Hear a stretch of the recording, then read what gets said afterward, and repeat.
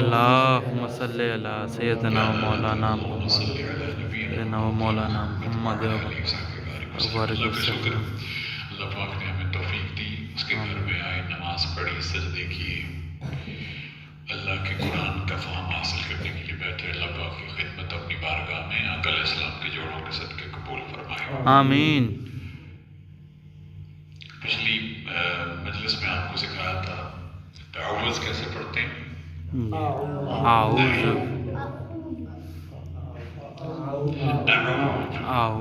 وہ اس لیے میں نے وہ پروجیکٹر والا سلسلہ شروع کیا تھا، پیچھے آیا، لیکن پھر آپ نے جو انٹرسٹ نہیں دکھائی وہ میں نے چھوڑ دیا، تاکہ اس میں یہ ہے کہ آپ کو پیچھے نظر آ جائے۔ اب بھی ہے، سارا کچھ ہے، آپ لوگ چاہو تو تعداد آپ کی جو ہے وہ کم ہو رہی ہے، اور اگر میں پروجیکٹر بھی لے کر آؤں اور ان جوانوں کو ایکسٹینشن لگا کے بڑی محنت سے وہ بنتا ہے، سلائیڈز بنتی ہیں۔ بہرحال مقصد یہ ہے کہ قرآن پاک کا اگر ایک آیا کریمہ کی بھی اگر سمجھ آ جائے۔ آج یہ ہے جی سورہ فرقان۔ سورہ فرقان کا ایک مضمون یہ مشکل ہے، لیکن جس کا جو اس میں ہم اگر ذرا غور کریں گے تو ہمیں نا اللہ کی بارگاہ سے، اللہ کی بارگاہ میں اللہ کی بارگاہ سے ہمیں درس دیا گیا کہ رب کائنات سے مانگا کرو، اور مانگنے کے لیے جو نعمتیں اللہ نے دی اس طرف ہماری توجہ ہے۔ یہ بڑا اہم نقطہ ہے۔ تو اعوذ باللہ من الشیطان الرجیم، بسم اللہ الرحمن الرحیم۔ ہم قرآن مجید پڑھتے ہیں، اس لیے تو نہیں پڑھتے کہ رسم ہے۔ آقا علیہ السلام کا کیا فرمان ہے، جب قرآن مجید پڑھو اس پر غور کرو، اس وقت تک پڑھتے رہو جب تک دل میں اکتاہٹ محسوس نہ ہو۔ جب سمجھو کہ اکتاہٹ محسوس ہو رہی ہے تو پھر چھوڑ دو۔ وجہ کیا؟ جب اس میں دل نہیں لگ رہا تو آپ بھلے ثواب کی نیت سے پڑھتے جاؤ، مقصد اس کا نہیں ملتا۔ تو بسم اللہ الرحمن الرحیم یہ ہے، والذین اذا ذکروا بآیات ربہم، یہ وہ لوگ ہیں، اب یہ اہل ایمان کی کوالٹیز بیان کرتے ہوئے نا اس میں سورہ رات میں چلتے چلتے اللہ رب العزت فرمانے وہ لوگ اذا ذکروا بآیات ربہم، جب ان کے سامنے آیات کے ذریعے نصیحت کی جاتی ہے۔ قرآن مجید ایک تقریر ہے۔ آپ قرآن مجید پڑھتے ہو تو کیا ایسے کہ پڑھیں بسم اللہ الرحمن الرحیم، یا ایھا الذین آمنوا اذا نودی للصلاة من یوم الجمعہ فاسعوا الی ذکر اللہ وذروا البیع ذلکم خیر لکم ان کنتم تعلمون۔ یہ تقریر ہے۔ یا ایھا الذین آمنوا اذکروا اللہ ذکرا کثیرا یسبحوہ بکرۃ وأصیلا هو الذی یصلی علیکم وملائکتہ لیخرجکم من الظلمات الی النور۔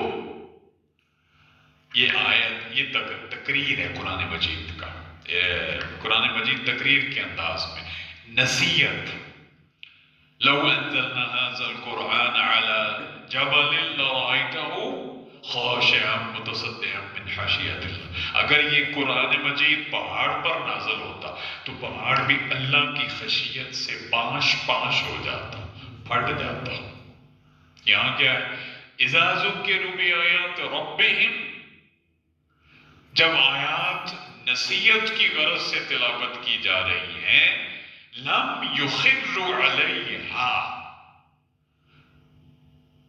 تو وہ سننے والے کیا کرتے، لم، یہ غور کیجئے گا، لم یخروا علیہا صما وعمیانا، سننے والے گونگے، اندھے، بہرے ہو کر گر نہیں پڑتے۔ اس سے آپ گرا مفہوم لیتے جائیں۔ ہم آیات پڑھ رہے ہیں یا پڑھائی جا رہی ہیں اور ہم ان کو سمجھے بغیر، رسم ہو گئی نا، ध्यान कहीं और हो। ज़ुक्किनु बिआयात रब्बिहिम लम युखिरू, वो गिर नहीं पड़ते, छोड़ नहीं देते, इग्नोर नहीं करते, या यूं ही बगैर समझे वजद में नहीं आते। कैसे? जैसे सुम्मन उमयाना, जैसे गूंगे लोग होते हैं, बहरे लोग होते हैं, यानी कोई चीज समझ में नहीं आ रही, उनके फहम में कुरान मजीद नहीं आ रहा, उनको सुनाई तो दे रहा है लेकिन उसको समझ नहीं रहे। जो नसीहत की जा रही है उस नसीहत को पकड़ नहीं रहे। हम यहाँ क्यों आते हैं, क्यों बैठते हैं? 10, 15, 20 मिनट कुरान पाक पर फिक्र करते हैं, कुरान मजीद का एक मज़मून लेख पर उस पर हम तवज्जो मरकूज करते हैं, कहीं से हमें कुरान पाक समझ आ जाए।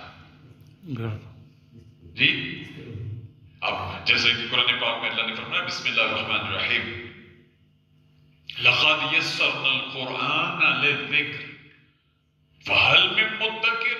ये कुरान नसीहत की गरज से आसान, यस्सरनल कुरान, कुरान आसान कर दिया गया नसीहत के लिए। नसीहत का माना क्या होता है? तलकीन का माना क्या होता है? समझाना, समझने के लिए। और चीज समझ में जब आती है जब उसको तवज्जो से पढ़ा जाए, समझा जाए, वरना समझ में नहीं आती। अगर आप पढ़ते जाए, जैसे मैं अभी पढ़ता हूँ, वल्लज़ीना इज़ा ज़ुक्किरू बिआयाति रब्बिहिम लम युखिरू अलैहा सुम्मन व उम्याना, पढ़ लिया, इंदल्लाह सवाब है। क्या पढ़ा? कोई समझ में नहीं आया, तो हासिल है इसका, हाँ सवाब है, लेकिन मकसद क्या है कुरान मजीद का? समझना। अगर समझ ना आया, उस दिन मैंने आपको अर्ज किया था कि एक अंसार की खातून हुजूर इस्लाम की बारगाह में आती है, गरीब खातून, जिसके घर के दरवाजे पर पर्दा डालने के लिए कपड़ा भी नहीं है, या अगर है तो ऐसा है कि नजर नहीं आता, या छोटा है, या फटा पुराना है। वो आकल इस्लाम की बारगाह में आकर क्या अर्ज करती, या रसूलुल्लाह सल्लल्लाहु अलैहि वसल्लम, मैं गरीब हूँ, मेरे घर में अजीज रिश्तेदार आ जाते हैं बगैर नॉक किए, बगैर दस्तक दिए, मैं घर में कभी किसी हाल में होती हूँ, कभी किसी हाल में होती हूँ, आपकी बारगाह में सवाल लेकर आई हूँ, इस पर कुछ अहकाम सादर फरमाएं। आकल अलैहिस्सलाम चाहते तो हुक्म फरमा देते, लेकिन यहाँ अल्लाह के रसूल सल्लल्लाहु अलैहि वसल्लम ने क्या मंशा चाहिए कि मालिक यहाँ पर जिब्रील को भेज और कुरान मजीद के जरिए कोई मजमून आए जो, हालांकि हुजूर के फरमान भी रहती दुनिया तक मौजूद है, लेकिन आका अलैहिस्सलाम का मंशा था नहीं, इसमें कुरान मजीद में अल्लाह की बारगाह से कुरान की शक्ल में मजमून आना चाहिए, ताकि उम्मत मुसलमान समेत आमत और नास को भी एक सबक मिल जाए किसी के घर में दाखिले के आदाब क्या है। तो कुरान मजीद में सूरह नूर का बाब आया, सूरह अहज़ाब का बाब आया, लोगों जब किसी के घर में जाओ तो दस्तक दिया करो, इजाजत तलब किया करो, इजाजत मिल जाए जब घर में दाखिल हो तो मुंह उठा के घर के अंदर न जाओ, घर वालों को सलाम करो, बुलंद आवाज से सलाम करो, तुसल्लिमू अला अहलिहा, घर वालों को सलाम करो ताकि वो समझ जाएं कि वो अजनबी आया है। घर में बच्चियां बेटियां पर्दे में चली जाएं या घर वाले अलर्ट हो जाएं। आपके घर में अगर कोई अचानक चला जाए बगैर दरवाजे के दस्तक दिए, आपको बुरा महसूस होगा या नहीं होगा? बुरा लगता है ना। और अगर इजाजत लेकर आए तो आप कहेंगे बंदा समझदार है। तो ये बात चल निकली है, इसमें एक और शरीयत का मसला बता दूं। आप अपनी घर किसी खवातीन के साथ किसी के घर जाएं, बिलफर्ज आप मेरे घर में आते हो, ठीक, या मैं आपके घर आता हूं, मेरे साथ मेरी अहलिया है या मेरी बेटी है, हम आते हैं तो दस्तक दी, सामने से आपके घर से किसी खातून ने कहा जी बिस्मिल्लाह आ जाओ, अगर आप साथ में मैं हूं तो मैं नहीं जाऊंगा। ये शरीयत का एक मसला इजाफी आ गया।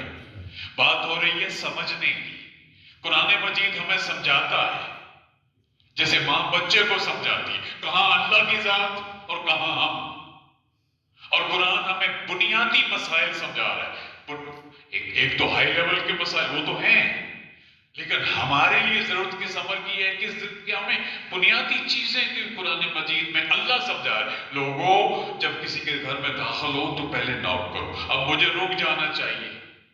جب گھر والے کہیں، میرے گھر والے کہیں کہ جناب امجد صاحب بھی ساتھ ہیں، تو بچیاں بیٹیاں پردے میں چلی جائیں گی، مجھے بیٹھک میں آپ کے گھر میں کسی مرد کو بلایا جائے گا تو مجھے الگ بٹھائیں گی. یہ نہیں کہ میرے ساتھ جو خاتون ہے وہ گھر میں داخل ہوئی تو میں بھی ساتھ میں چلا گیا. نہیں، طریقہ کہاں؟ اب یہ چیز سمجھ میں کہاں سے آئی؟ کیسے پتا چلا؟ نہیں، اس کتاب کو پڑھ کر پتا چلا جسے ہم نے صرف چومنے کے لیے رکھا ہوا. قرآن مجید کہاں اللہ کی ذات؟ قرآن مجید آپ کو مجھے کہتا ہے لوگوں ایک دروازے کے ساتھ چھپ کر کسی کی نہ باتیں نہ سنو. تجسس اس کو کہتے ہیں. خواہ مخواہ تجسس میں نہ رہو. یار یہ بندے کے پاس پیسہ کہاں سے آیا؟ یہ کھاتا کہاں سے ہے؟ یار اس کے گھر میں کچھ مجلس ہے یا اس کے گھر میں کچھ لوگ آئے ہیں، پتہ کرو کون ہے. خواہ مخواہ دوسرے کی ٹو میں رہنا. یہ باتیں کون سکھاتا ہے؟ ماں بچے کو سکھاتی ہے، باپ بیٹے کو سکھاتا ہے. نہیں بیٹا ایسا نہیں کرنا، بری بات ہے. کہاں اللہ کی ذات، کہاں ہم. رب کائنات قرآن مجید میں سورہ حجرات آپ سب ایسے ہی. خبردار لوگوں کی ٹو میں نہ رہو، تجسس میں نہ رہو، اپنے آپ میں رہو. تمہیں کیا پڑی دوسروں کے بارے میں سوچنے کی؟ اور آقا علیہ السلام کا فرمان اسی سے متصل، حضور نے فرمایا دو لوگوں پر رشک کیا کرو. کن پر؟ ایک جن پر اللہ نے ان کو مال دیا اور اللہ کی راہ میں مال خرچ کرتے ہیں. ہم کیا کرتے ہیں؟ ہمارا ہے کہ اس کے پاس آیا کہاں سے، استغفر اللہ معاذ اللہ. اور دوسرا عالم، اللہ نے علم دیا اور وہ علم بانٹ رہے ہیں، ان سے لوگ سیکھ رہے ہیں. مطلب کیا؟ آپ کو رغبت ملے. جب آپ کی بات سمجھ میں آ گئی، آپ کو رغبت ملے، آپ بھی یہ کام کرو. ایسے چلتے جائیں اور بھی متعدد حدیث. ہمارے پاس وقت چونکہ مختصر ہے. اگلی آیا کریمہ، اب ایک کہ جب آیات تلاوت کی جاتی ہیں تو بغیر سمجھے اوندے مونے گر پڑتے. سمجھتے ہیں قرآن پاک.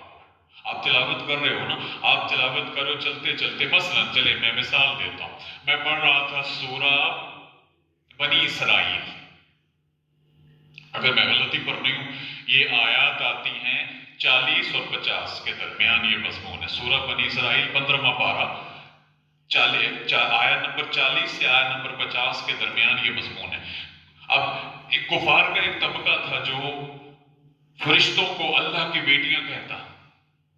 رب کائنات ان کو جواب دے رہا ہے بدبختو، کیسے لوگ ہو، تمہارے یہاں بیٹی پیدا ہو جائے تو نحوست کی علامت سمجھ کر دبا دیتے ہو، اور اللہ کے لیے فرشتوں کو رتبہ بھی دے رہے ہو. معاذ اللہ، استغفر اللہ. پہلی بات ہے کہ مالک الملک وحدہ لا شریک ہے، لم یلد ولم یولد. نہ اس کا کوئی بیٹا ہے، نہ وہ کسی کا بیٹا ہے، نہ اس سے کوئی جنا، نہ اس سے کوئی جنا، نہ اس نے کسی کو جنا. تم اگر نسبت بھی دے، کیسی گھٹیا سوچ ہے. تو رب کائنات قرآن مجید میں انہیں بتا رہا، جواب دے رہا. محبوب علیہ السلام ان سے کہیں کہ کیسی گندی سوچ ہے تمہاری. تمہارے گھر اللہ کی رحمت بیٹی آ جائے تم نحوست کی علامت سمجھ کر منہ باہر کرتے ہوئے شرم آتی ہے کہ میرے گھر میں بچی آ گئی، اور فرشتوں کو کہتے ہو میری بیٹیاں ہیں. معاذ اللہ، استغفر اللہ. اسی لیے قرآن مجید میں اللہ نے فرمایا یا حسرۃ علی العباد، لوگوں حسرت ہے تم پر، کیسی سوچ رکھتے ہو. جب تک بات سمجھ میں نہ آئے، قرآن مجید کا مضمون سمجھ میں نہ آئے، میں بار بار کہتا ہوں تنہائی میں بیٹھ کر غور کیا کریں. اگلا مضمون والذین یقولون ربنا حب لنا من ازواجنا. مالک الملک، ہم تیری بارگاہ میں دعا کرتے ہیں ہماری بیویاں، وذریاتنا، اور ہماری اولاد کو کیا کر. اگلا جملہ بڑا توجہ طلب ہے.